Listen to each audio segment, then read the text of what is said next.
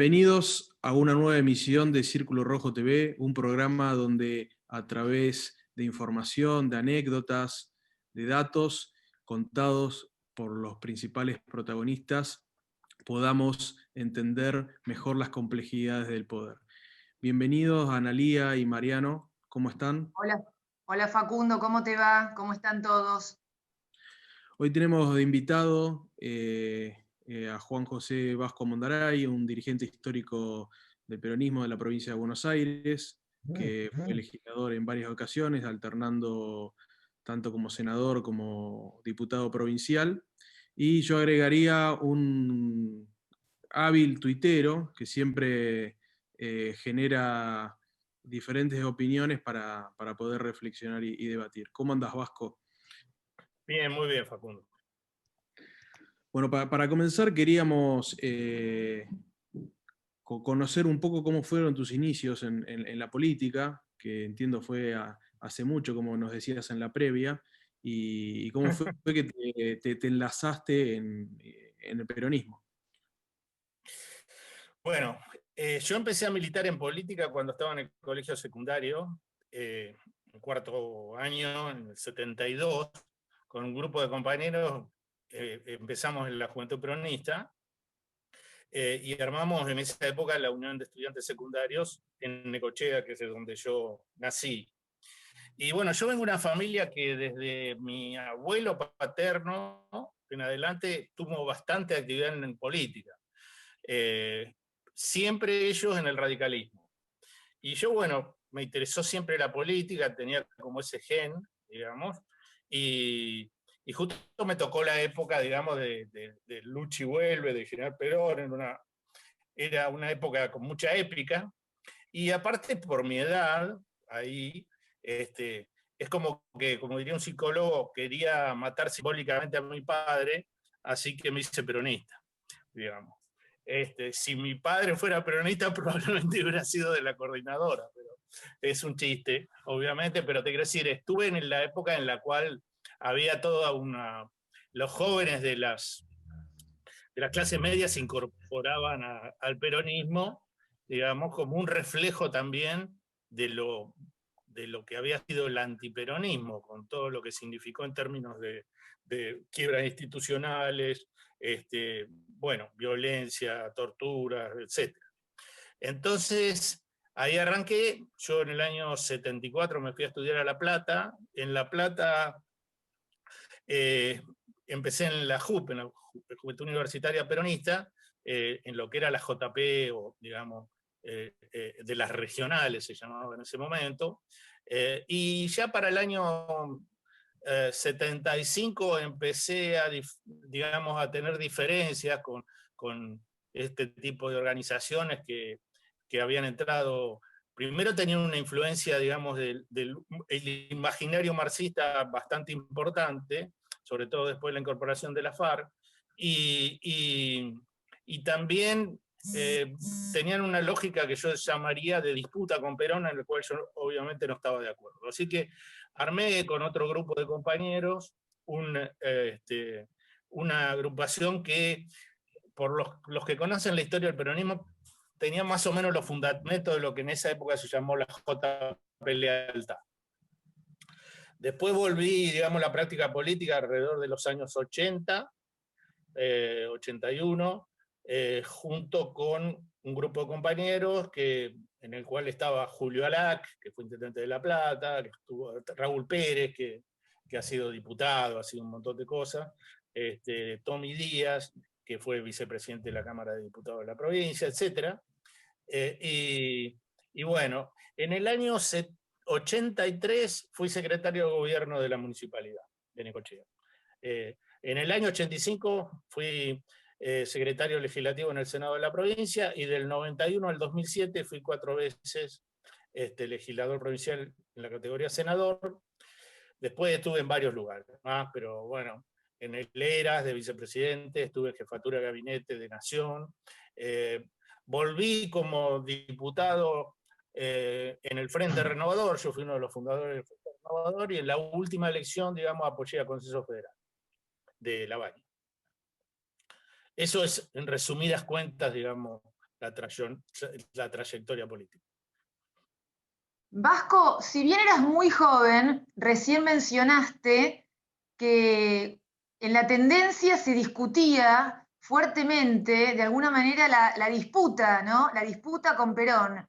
¿En qué radicaban más o menos esas discusiones? ¿Te acordás? Sí, claro, yo creo que las conducciones de lo que se llamaba en esa época la OPM, digamos, este, eh, le disputaban el liderazgo a Perón y se creían que Perón había vuelto, el peronismo había vuelto a la Argentina por ellos, casi exclusivamente. Y aparte tenían como una especie de disputa disparatada con otros sectores del movimiento peronista que yo entiendo que obviamente eran valiosos, necesarios y que también habían luchado por el regreso de Perón, básicamente con lo que era el sector sindical. Y a mí me pareció que eso ya no era la idea de que tenía Perón de la Argentina. Yo soy de los que dice o que piensa que el mejor Perón en lo económico fue el Perón del 52 al 55, digamos, el Perón del Congreso de la Productividad, el Perón digamos, que empieza a entender que la economía había que moverla con un capitalismo nacional y popular, si vos querés, pero que un capitalismo, ese Perón, digamos, que empezó a ver el mundo, digamos, de otra manera, y lo veía bien, como siempre, porque si Perón tenía una ventaja por sobre el resto de los dirigentes políticos para mí, era que había armado un partido de poder, y lo primero que necesita un partido de poder es ver hacia dónde va el mundo y tratar de seguirlo. Y después el mejor Perón, políticamente, es el Perón de la unidad nacional, el Perón de que viene a decir para un argentino no hay mejor que otro argentino, el Perón que se abraza con Balbín, el Perón que arma el Frejudepa, el Frejulina, el Perón de la unidad nacional. Bueno, esos sectores no tenían absoluto que ver con eso, digamos. Lo que querían es, más allá de que uno era más pro chino, otro más pro cubano, otro más pro lo que fuere, y también había un nacionalismo de derecha, medio católico, que era, digamos, hizo la génesis de lo que fueron los montoneros, etc. Querían un gobierno, digamos, de característica de partido único y la famosa distinción entre nosotros somos el pueblo y ustedes son el antipueblo, y para resolver esta situación el pueblo le tiene que ganar al antipueblo. Yo, digamos, de eso nunca participé y creo que es al revés. Yo creo que soy de los que creo que la Argentina lo que necesita es lo único que no hemos probado, que es un gobierno de unidad nacional, digamos, y una coalición que lo lleve adelante de sectores moderados de todos los partidos políticos. Bien.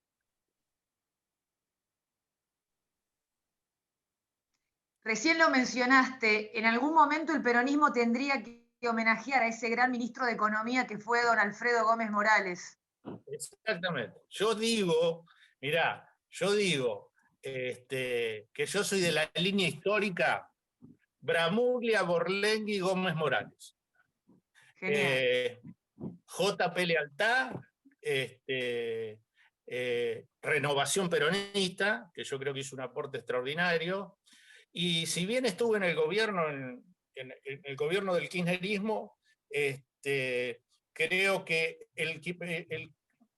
también, digamos, entiendo que muchas de las cosas que hizo Menem, aunque en algunas sobreactuó un poco para mi gusto, pero muchas de las cosas que hizo Menem iban en el sentido de lo que es el peronismo, que es digamos, una visión que tiene que ver con lo global.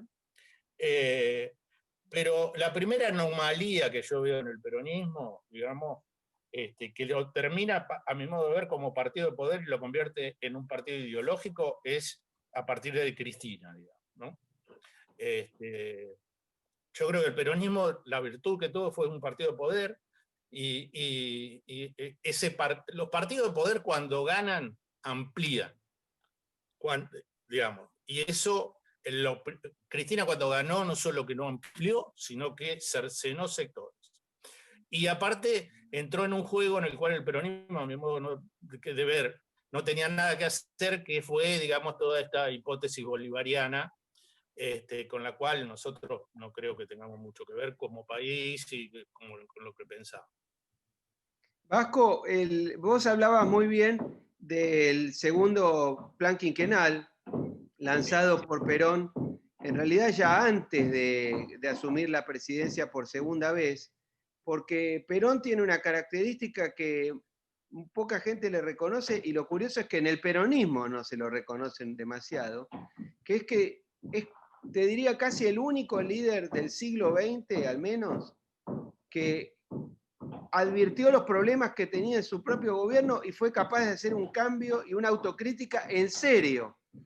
Porque Perón, en el poder, cambió el plan económico y ya tempranamente, después de asumir, se dio cuenta que el discurso anti-norteamericano le había servido para ganar, pero que era muy inconveniente para gobernar en un periodo de Guerra Fría. Y él ya en el 48, 49 ya empieza a tener una política muy proamericana, y el plan de estabilización, y después se va a convertir en el plan quinquenal, se lanza a principios del 49, porque Gómez Morales desplaza a Miranda en enero del 49. Así que eso que yo creo que vos destacás es muy, muy importante. Yo ahora estoy trabajando en un libro que, si Dios quiere, lo voy a terminar en estos meses, sobre ese periodo. Pero la pregunta que te quiero hacer es la siguiente. Muchos hablan que el gobierno nacional actualmente debería precisamente tomar una enseñanza de esa naturaleza y hacer un giro en U, podría decirse.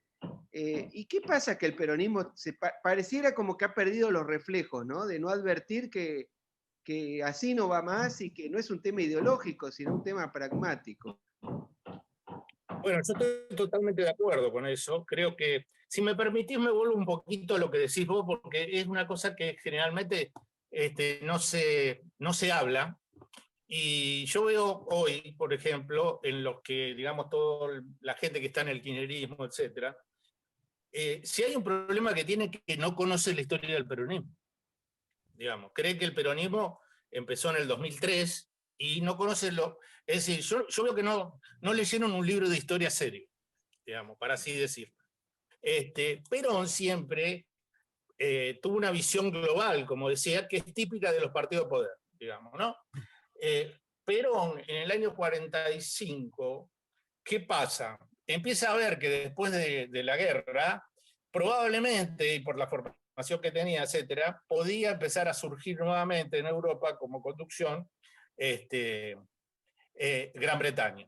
Y se sentía más vale, como se sentía toda la Argentina en ese momento, más competitivo con Estados Unidos, más que colaborativo. Pero siempre, digamos, vio lo que pasaba y trató de... Entonces, ¿qué hizo? En el 45 empezó a hacer lo que en Inglaterra se llamaba el welfare state, digamos, Partido Laborista, el primer partido del peronismo era el Partido Laborista, welfare state, derechos laborales, etcétera, etcétera, etcétera. Si Perón hubiera llegado al gobierno en el 42, y esto también hay que decirlo, probablemente tuviera una tendencia para, digamos, es un poquito exagerado lo que digo para que se entienda, más cercana a lo que fue Italia.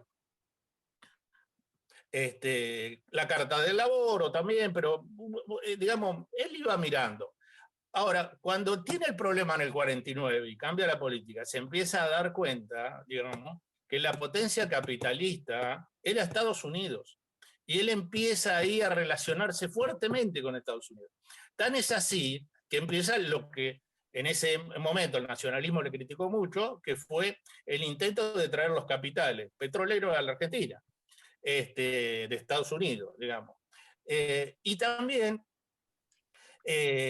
para dar un hecho, lo trajo al hermano de Eisenhower, exactamente, y le puso la medalla de San Martín, que era la máxima distinción que tenía la nación argentina para una persona, para una personalidad extranjera.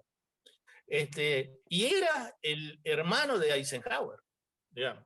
Ahí, después del golpe, digamos, que yo tengo intuyo, no sé, no soy historiador, pero algo que ver, digamos, con la inteligencia británica debe haber habido, digamos, eh, pasa, digamos, cuando viene el movimiento no alineado, etcétera, a otro estado, digamos, a otro estamento de la discusión internacional y participa de eso. Y por ahí sospecho también, por así decirlo, que le hace creer a algunos sectores, o mejor dicho, no deja pasar de que algunos sectores, cuando él está en el exilio, crean que era un líder socialista.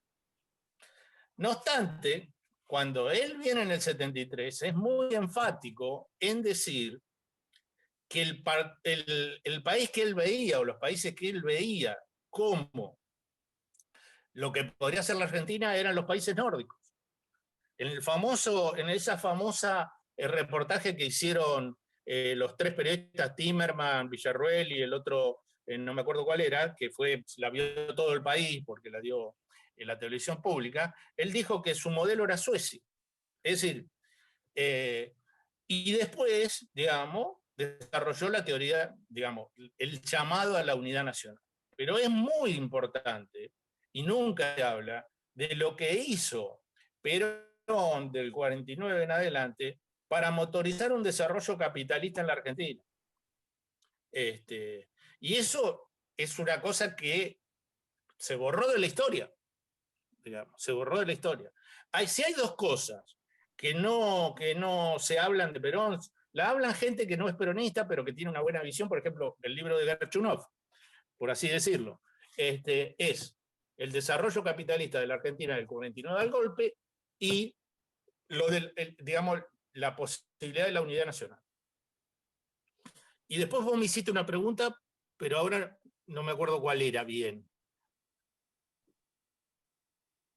La pregunta es, llevando estas ideas al presente, que comparto, ¿por qué ves que tiene tanta dificultad este esquema político, diría el kirchnerismo, el cristinismo o Alberto Fernández, en tomar estas ideas pragmáticas que tenía el propio general Perón, que pudo reconocer que se había equivocado, que las ideas ya no iban más las que había aplicado al principio? Bueno, yo creo que eso es claro. Digamos, el kirchnerismo hoy, digamos, por más que los antiperonistas digan que es el peronismo y ellos lo dejen pasar, pero no es un movimiento político afín a las ideas de Perón. Yo los puedo respetar, pero es así, digamos. Perón, cuando vino en el modelo nacional, habló de un montón de cosas que después sucedieron, el auge en los alimentos, la globalización, la regionalización, etc. Él le llamaba universalismo. Y digamos, este avatar, digamos, de la larga historia de la tradición peronista, no comulga con ese tipo de ideas. Esta es la verdad. Entonces, ahí hay una confusión que yo creo que es muy difícil de resolver ya a esta altura, sinceramente. La confusión entre lo que significó el peronismo y lo que significa el kirchnerismo, hoy, por supuesto que está fomentada como si fuera la misma cosa por el antiperonismo. Yo también digo que la continuidad de la tradición peronista en la Argentina es un invento del antiperonismo. Porque es la manera, digamos, de polarizar en contra de un supuesto enemigo de varias caras. Entonces, pero yo no veo que en esta situación, digamos, de que el control último de la gobernabilidad peronista, o mejor dicho, de este partido, digamos, del oficialismo, la gobernabilidad oficialista, pueda tomar ese giro de campana, digamos, de la economía, porque ahí está de última la palabra de Cristina. Y Cristina es una persona que ella se ve a sí mismo como que está en un podio internacional junto a Chávez, a Fidel Castro, etc. Y su imaginario personal se pone ahí, digamos. No veo que haya ninguna posibilidad de autocrítica y pragmatismo en eso. Y tampoco veo hoy, sinceramente, que Alberto esté en condiciones de generar un camino propio. Si pudiera, bueno, es una cosa que tenemos que discutir, pero yo sinceramente no lo veo. No lo veo. Y el otro problema es que para desarrollar un cambio de política económica, hay dos cosas que hay que hacer, a mi modo de ver. Primero, hay que tener un ministro de Economía, un equipo, un programa, una hoja de ruta, etc. Y Alberto, a mi modo de ver, entró en el mismo problema que había entrado Macri, que es como no quiere tener ministros de Economía con una mochila atrás muy importante, dividen la economía y la economía es un sistema. Cuando tenés 5 ministros de Economía no tenés ninguno. Eso le pasó a Macri y le está pasando a Alberto Fernández lo mismo. Y segundo, lo que digo es que la economía hoy se genera, la posibilidad de mejorar en la economía se genera con expectativas y certidumbres. No va a haber expectativas ni certidumbre en la economía para invertir y generar empleo genuino estando Cristina al comando del oficialismo. Vasco, vos fuiste parte de los armados de una posición intermedia entre los dos polos, ¿no? El kirchnerismo y el macrismo en su etapa en el Frente Renovador, luego en el habanismo. ¿Por qué crees que estas opciones no logran instalarse fuerte en la sociedad y tener un triunfo? Bueno, en primer lugar, digamos, el desarrollo de la política hoy le da una chance más, digamos, porque la política es muy emocional, le da una gran chance, digamos, a los polarizadores. Y la gente, yo creo que va a llegar un momento, y debería llegarlo, que se va a dar cuenta que la polarización te permite ganar, pero no te permite gobernar. Entonces, por eso fracasó Macri, por eso fracasó Cristina, y por eso, lamentablemente, probablemente, pueda fracasar este gobierno también. Pero hay que buscar un nuevo horizonte. Yo digo, el nuevo horizonte es, primero, generar una masa crítica con un volumen político importante de dirigentes hacia el sector moderado de la política argentina. Porque nosotros, digamos, acá un sector puede ganar, lo que no puede es gobernar. Entonces tiene que haber una alianza de sectores que tengan un programa común y que después funcionen como tiene que funcionar una alianza, que es, por ejemplo, yo gano, vamos a poner, o Chirini gana o Causino gana. Bueno, vamos a hacer un acuerdo de unidad nacional que implique, por ejemplo, para poner nombres y apellidos, pero así, digamos, al aire, 2 ministerios para la Unión Cívica Radical, 2 ministerios para este otro sector. Y después, el presidente es el que lauda, porque siempre va a haber disputa. Pero tienen que estar todos los sectores que no apunten, que apunten a terminar con la grieta y apunten a huir de la polarización malsana que tenemos. ¿Por qué? Porque también necesitamos que las leyes salgan y que ese acuerdo tenga mayoría parlamentaria.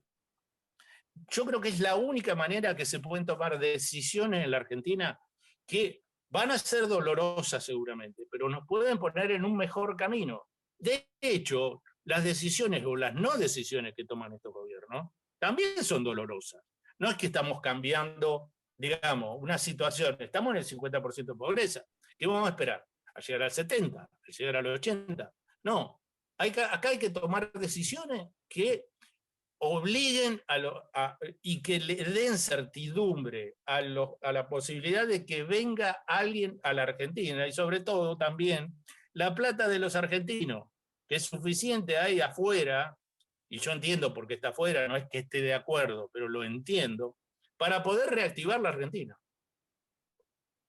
Vasco, hace 48 horas, en ocasión del 75 aniversario del 17 de octubre, hubo una manifestación popular importante de apoyo al gobierno. Me gustaría conocer, que nos cuentes cómo valorás el episodio del sábado y fundamentalmente qué opinión te merece el discurso del presidente. Bueno, el discurso del presidente para mí estuvo, digamos, desde el peronismo, si se quiere, estuvo bien, y habló, digamos, de algunos atisbos de ponerse de acuerdo, pero el presidente también tiene que dar certidumbre, porque uno de los problemas que tenemos con Alberto, que yo lo conozco mucho, es que, digamos, un día dice una cosa y el otro día dice otra, y la gente hoy necesita una perspectiva concreta. ¿Por qué? Porque yo creo que él está trabajando más para que no se le complique el frente interno, y no sé si le va bien, que para plantear esto que estoy diciendo yo, que es un acuerdo al seno de la sociedad argentina. El acto, bueno, no sé si estuvo muy bien, muy mal. A mí, te digo la verdad, si vos querés, fue un acto que se hizo para respaldarlo a Alberto. Esta es la verdad. ¿Y por qué hay que hacer actos para respaldarlo a Alberto? Porque Alberto no está seguro en esta alianza política de si pueda llevar adelante lo que él piensa, o en definitiva, todos, cuando van a tomar una decisión, dicen, ¿y qué pensará Cristina? Digamos. Ahí, obviamente, hay un problema, pero bueno, es un problema que forma parte, digamos, de esto que digo yo, que es la naturaleza endogámica que ha generado el kirchnerismo, digamos, sobre la tradición peronista. Por ejemplo, dos cosas que vi en los últimos días. Vi que el reportaje de Berbisky a Alberto Fernández, en el cual pareciera que Berbisky se pone por encima del presidente de la Argentina. No parece, se pone por encima, digamos, así decirlo. Y Alberto, que en un momento dice, lo voy a llamar a Máximo a ver si puede venir a almorzar conmigo el lunes porque tengo que hablar con él. A ver, ¿el presidente quién es? Él o Máximo, digamos. O sea, son cosas que eso se tiene que resolver. Yo no sé si van a poder resolverlo, pero eso es grave porque no da autoridad.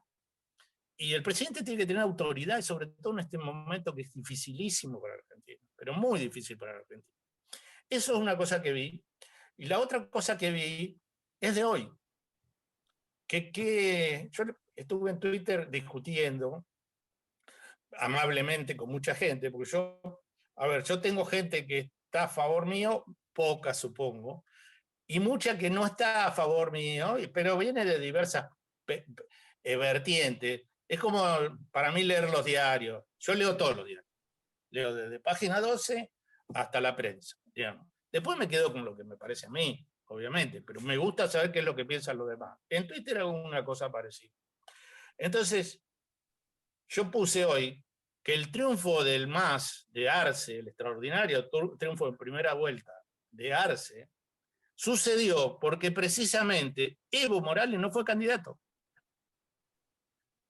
¿Por qué? Porque los personalismos tienen un momento de deflexión. Yo antes le decía a los intendentes, amigos míos, que por ahí llevaban 3, 4, 5 mandatos, le decían, miren muchachos, que la gente se cansa hasta de los gobiernos buenos. Entonces, eso también tiene que ser una enseñanza para nosotros, digamos, que eso necesita de instituciones que puedan procesar la búsqueda de candidatos, liderazgo, equipo, etcétera, digamos, y que no dependamos de esto, que si no hubiera sido por el boom de los commodities, todos estos líderes, ¿viste?, hubieran tenido muchas dificultades, esta es la verdad, digamos, y ahora el problema es que no tenemos, los commodities no están y no van a estar tan altos como para hacer cualquier cosa. Así que yo creo que hay que plantearse cosas con mayor seriedad. Amén de eso, si vos querés, me parece que lo otro es que yo veo en la Argentina y en el oficialismo que las ideas del presente que tiene para el presente no son buenas. Y para el futuro no tiene ninguna idea. Entonces, es como que la Argentina yo la veo anclada absolutamente en el pasado.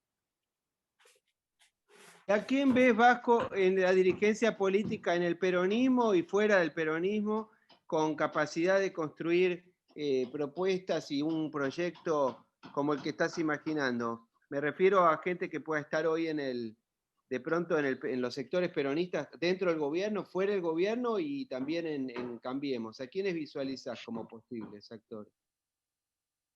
Mira, vamos a empezar por los que no, por los adversarios, digamos. Yo creo que el hombre más indicado para ser candidato digamos, de lo que hoy es Cambiemos o de una cosa parecida es Horacio Rodríguez Larreta. Tiene a favor varias cosas.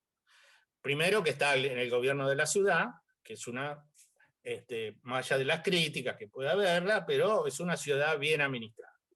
Segundo, no va a tener problemas de financiamiento, que ese es un tema de la política de hoy, digamos, porque va a haber gente que va a tratar de que él llegue. Y tercero, tiene una virtud que no la puedo medir, digamos, pues sería dificilísimo medir, que es que a Horacio Rodríguez Larreta se lo puede votar desde dos lados. Yo creo que la gente vota en contra. Esta es mi percepción. Que el voto es emocional y generalmente la mayoría vota en contra. A Horacio Rodríguez Larreta se lo puede votar contra el cristinismo, digamos, y se lo puede votar contra Macri. No sé si unos 30 y otros 5 o 10, pero bueno, pero eso son 2 votos que puede tener. Los puede perder también, puede no ser candidato, todo lo que quiera. Para nuestra tradición, digamos, yo creo que con la situación que vamos a tener después de este año pésimo, con pandemia, la economía destruida, este tema va muy mal manejado, en mi modo de ver, hemos comprado todos los problemas y en vez de cortarlos de una manera, los estamos llevando en el tiempo y eso cada día lo vemos más. Y segundo, creo que la Argentina va a votar va a cancelar, como se dice ahora, el pasado.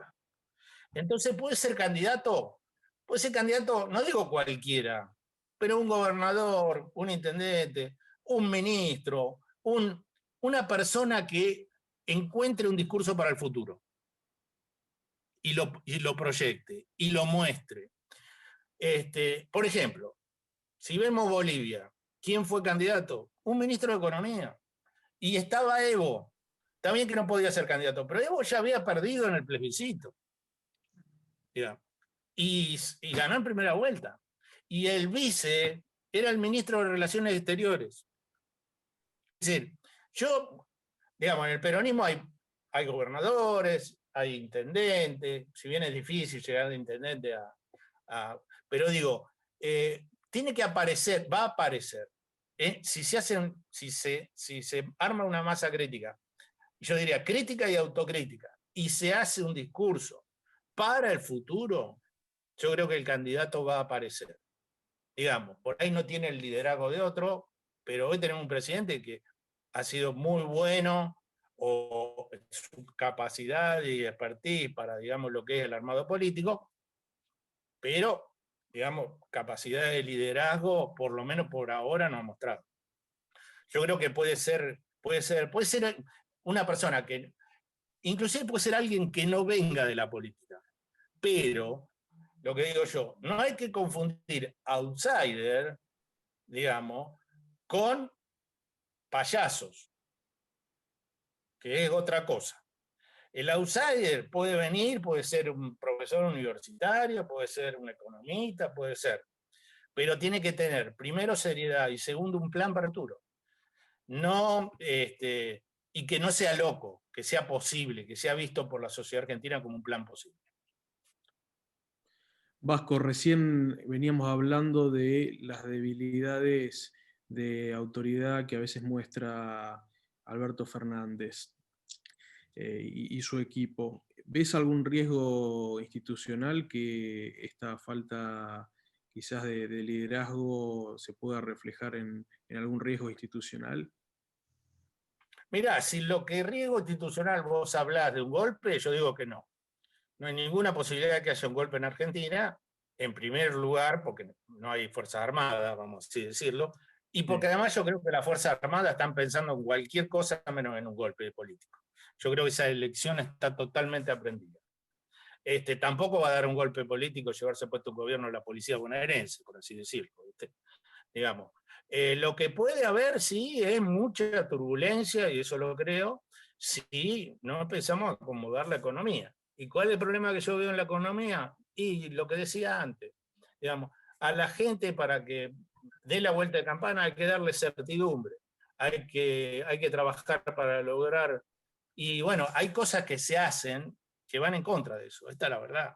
Lo de Vicentín fue en contra de esto. Lo de ahora, que por ejemplo el correo para competir con Galperín. Son cosas que, a ver, no van a cambiar la historia del país, pero están demostrando un temperamento que es que cuando tienen la posibilidad de volver al bolivarianismo, por así decirlo, lo hacen. Entonces, tenemos que decir, bueno, muchachos, lo que dice el presidente cuando va a hablar a los empresarios, hay que hacer eso, digamos. Y dejarnos de joder de que lo que tenemos que hacer lo tiene que aprobar el Instituto Patria. Que ahí no vamos a ir a ningún lado, no vamos a ir para adelante. Vamos a seguir en la misma decadencia en la cual vive la Argentina, por lo menos desde el año 75.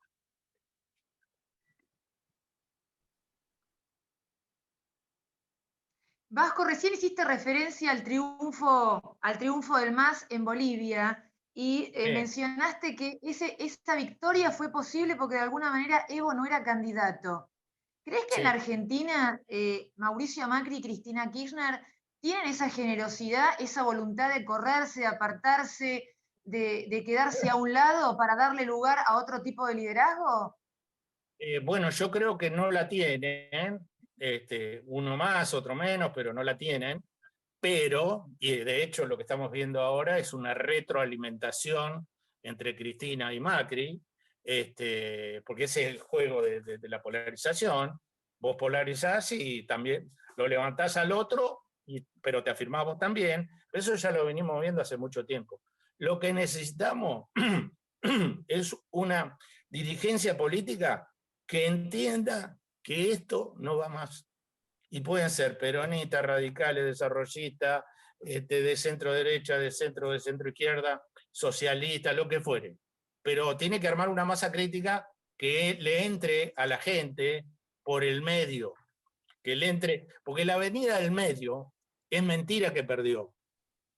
O sea, yo siempre hablé a favor de la tercera vía o la avenida, pero para mi modo de ver, nunca ensayamos la avenida del medio, porque, por ejemplo, cuando el Frente Renovador, que yo formé parte de su inicio, no estaba en la avenida del medio, saltaba de una vereda a la otra, sin pasar por la avenida. Entonces, ¿qué es la avenida del medio? Es tener 4 o 5 políticas de Estado, sumar sectores y garantizar que después va a haber un acuerdo en el que participen todos. Está bien que ahora todo el mundo ve Borghetti, digamos. Está bien que ahí hay primero ministro, que bueno, es Dinamarca, etcétera. Pero ahí uno ve cómo funciona otro tipo de gobierno. Porque los ministros tienen cuotas en el gabinete según los votos que sacaron. Y después llevan adelante política, pero las tiene que aprobar el presidente. Y cuando hay 2 posiciones disímiles, lauda el presidente. Bueno, tenemos que ir a una cosa parecida. Porque ya esta cosa del liderazgo hegemónico, de que nosotros somos el pueblo y todos los que están en contra nuestra son el antipueblo, eso ya está claro que no funciona más. Con eso nos fuimos en el año 75 de ser un país normal, con un nivel de desarrollo normal, con educación normal, salud normal, a esto, que es más parecido a esto, digamos, no sabemos ni dónde vamos a terminar. Esta es la verdad. Entre la economía que venía y la pandemia, que además estuvo tan mal manejada, digamos, funcionó 45 días y después no, nadie se animó a tener una actitud inteligente para ver cómo salir de ella y que no se muera totalmente la economía. Y que esto va a seguir. Yo justo hace 2 días estuve con una personalidad de la medicina, que no tiene la obligación de darle ánimo a nadie, dice lo que él piensa, me dijo, esto va a seguir por lo menos hasta fin del 2021. Hasta fines del 2021, para el caso de que haya vacuna, no vamos a tener vacuna. Entonces, si no somos muy inteligentes, si no llamamos a un acuerdo, si no terminamos con esta polarización, no van a quedar ni la hilacha. A mí me cuesta decirlo, porque yo tampoco quiero transmitir desesperanza, porque creo que la gente está desesperanzada. Pero alguien tiene que decirlo. Vasco, te hago la última pregunta. En tu largo recorrido, ¿qué alegrías y qué tristezas rescatás? Bueno, la tristeza es haber hecho un país, digamos, participado por acción, por omisión, por errores, por aciertos, lo que fuera, haber hecho un país que yo considero que del año 75, salvo pequeños interregnos, digamos, como los primeros años de Menem y los primeros de Néstor, entró en una decadencia permanente. Y que le es muy difícil, porque yo otra de las cosas que pienso es que la economía argentina, como está hoy y como estuvo este último tiempo, solo funciona bien cuando todas las tendencias de la economía global le son favorables. Commodity alto, tasa de interés internacional baja, etcétera, etcétera. Pero cuando no es así, no funciona. O funciona y no tiene dólares para hacerla funcionar, o se endeuda, o las razones que fueron. Nosotros tenemos un problema de restricción externa desde más de un siglo, digamos, de verdad. Entonces, no hemos podido resolver los temas centrales de la problemática argentina. Alegría he tenido mucha, ¿viste? Tuve alegría en el 73, tuve alegría cuando ganamos con la renovación. Yo ahí encontré dirigentes muy importantes que y bueno, pero ya te digo, hoy trato de hacer todo lo posible porque se entienda cuál es lo único que no hicimos y podríamos hacer para mejorar, porque estamos en una situación, yo soy de clase media, digamos, ¿no? Por ejemplo, yo ya tengo un hijo viviendo en el exterior, trabajando en el exterior, que es más proclive a decirle a los hermanos, vénganse conmigo, que a quedarse en mi casa. Yo no quiero formar parte de un país en el cual la única manera de mejorar, digamos, honesta, sea irse afuera. Así que bueno, tengo eso, pero no voy a dejar de decir lo que pienso y de tratar de llevar por lo menos algo a la práctica de lo que pienso. Muchas gracias, Vasco. Fue un placer, gracias por tu tiempo. Fue una linda clase de política y de historia. Esto fue Círculo Rojo TV y nos vemos en la próxima emisión. Muchas gracias.